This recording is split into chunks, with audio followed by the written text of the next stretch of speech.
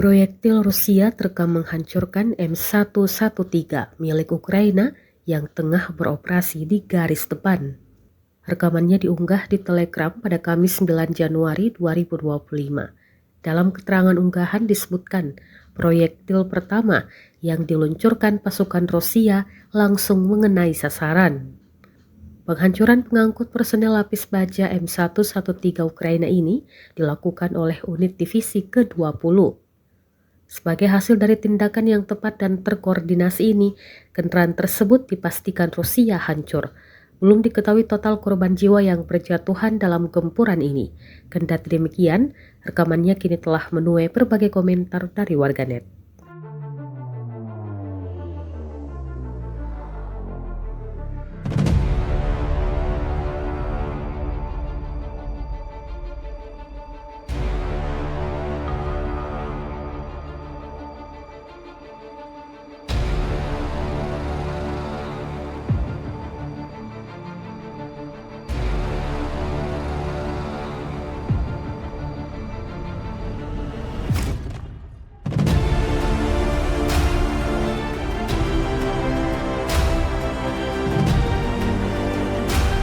Download Tribun X sekarang, menghadirkan lokal menjadi Indonesia.